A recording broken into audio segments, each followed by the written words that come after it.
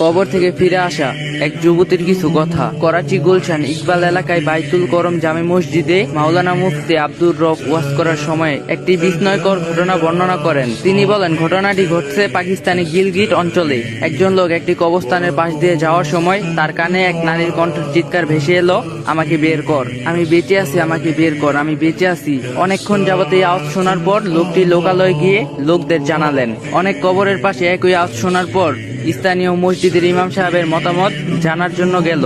ইমাম সাহেব কবর খুঁড়ে মেয়েটিকে বের করার সিদ্ধান্ত জানালেন। কবরের উপর মাটি সরিয়ে একখানা তক্তা সরিয়ে দেখা গেল কবরের ভিতর বসা মেয়েটির উলঙ্গ, তার গায়ে কাফন নেই। মেয়েটি বলল, আমাদের বাড়ি গিয়ে আমার জন্য পোশাক নিয়ে এসো।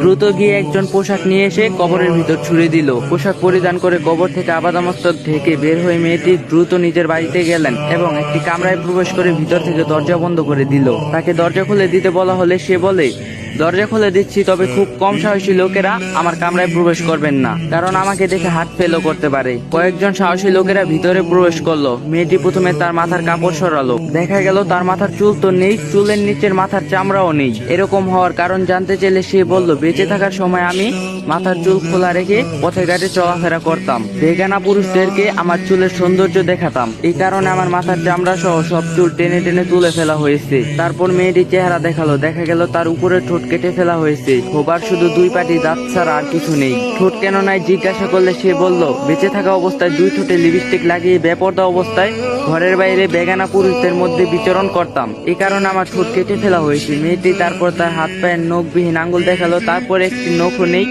নখ কেন নাই জিজ্ঞাসা করলে সে বলল, আমি হাত পায়ের আঙ্গুলে নীল পালিশ লাগাতাম, এই জন্য আমার হাত পায়ের নখগুলা তুলে ফেলা হয়েছে। মাথা, ঠোঁট এবং নখ দেখানোর পর মেয়েটি আর কোনো কথা বলল না, নিচু হয়ে ঢলে পড়ল। দেখা গেল তার প্রাণবিহীন দেহ পড়ে আছে। মেয়েটিকে পুনরায় তার কবরে দাফন করে দেয়া হলো।